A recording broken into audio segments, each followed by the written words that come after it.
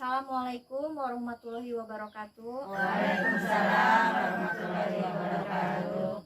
Baik ibu-ibu, saya di sini akan melanjutkan di dalam pertemuan P2K2 ini saya akan melanjutkan tentang modul pengelolaan keuangan dan perencanaan usaha di langkah 4 yaitu mengendalikan anggaran ya Bu ya. Coba ibu-ibu tadi yang sudah disampaikan dengan rekan saya sudah paham Bu? Paham ya Bu ya. Jadi Bu ya, mengendalikan pengeluaran harus dilakukan bersama seluruh anggota keluarga agar tujuan bersama dapat tercapai ya Bu ya. Jadi seperti antara bapak, ibu dan anak di sini harus ikut ya Bu ya, terlibat dalam mengendalikan pengeluaran ya Bu ya, agar tercapai ya Bu ya tujuannya ya Bu ya. Oke ibu-ibu, agar ibu-ibu lebih memahami sesi ini yaitu mengendalikan anggaran, saya akan memutar sebuah film tentang keluarga Ibu Lili ya Bu ya. Oke, nanti kita lihat sama-sama ya Bu. Nih, silakan. Kelihatan nggak Bu? Kelihatan.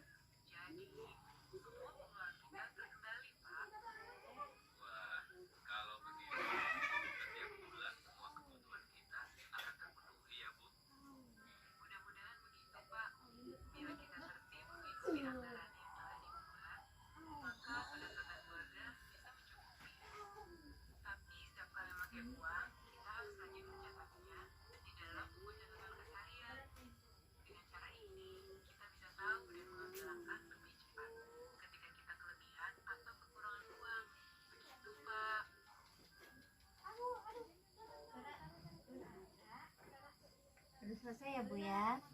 Ya, baik. Gimana Bu? Setelah melihat film ini Bu? Baik, saya jelaskan kembali ya Bu ya. Oke. Jadi sebelumnya kita sudah membahas ya Bu ya tentang kebutuhan ya Bu ya. Jadi kebutuhan Bu ya. Kemudian ada bayar hutang ya Bu ya. Itu juga merupakan suatu kebutuhan ya Bu ya, karena kalau tidak dibayarkan menjadi istilahnya tertunda ya Bu ya istilahnya. Nah, kemudian arisan ya Bu ya. Itu juga arisan kenapa menjadi kebutuhan, karena sesuatu yang istilahnya menjadi tabungan kita ya Bu ya. Kalau istilahnya kita nanti misalnya kan mendapatkan arisan gitu ya Bu ya.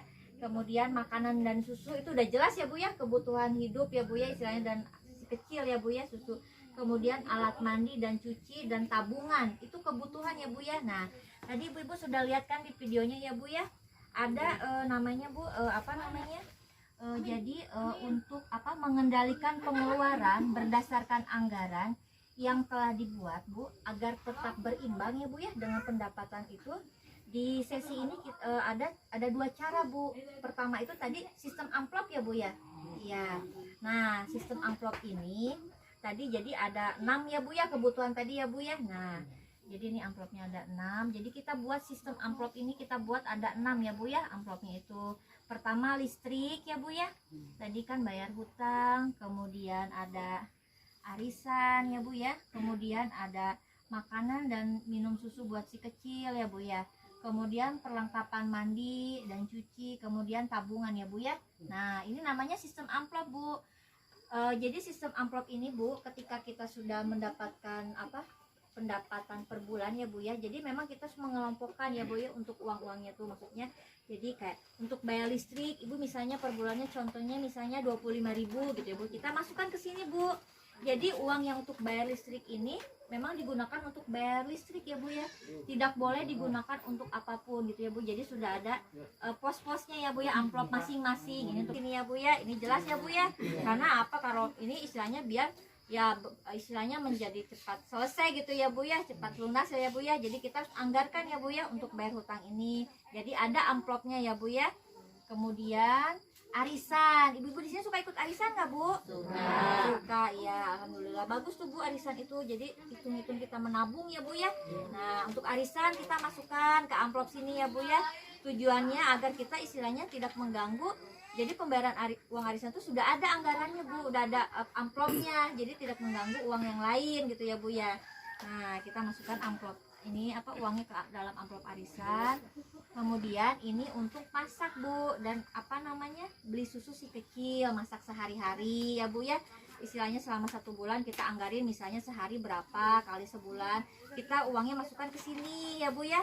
Maksudnya biar jadi untuk masak dan susu itu kita gunakan pakai amplop ini gitu ya Bu ya, tidak menggunakan amplop yang lain. Jadi hanya digunakan amplop ini untuk makan dan susu. Sudah ada gitu ya Bu ya posnya ya Bu ya.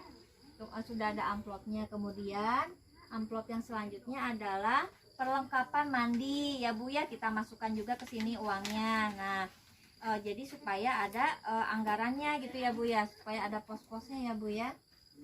Kemudian ini amplop tabungan ya Bu ya, uangnya kita masukkan ke sini untuk tabungan. Jadi nanti kalau kita biasanya menabung di tempat arisan biasanya suka ada ya Bu ya untuk menabung ya Bu ya.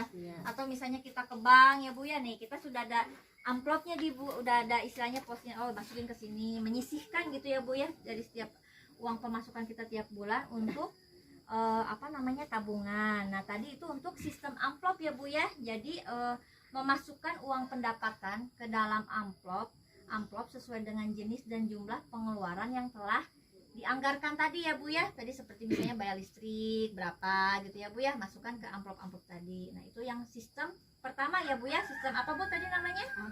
Amplop. Nah yang kedua adalah sistem catatan kas harian ya Bu ya.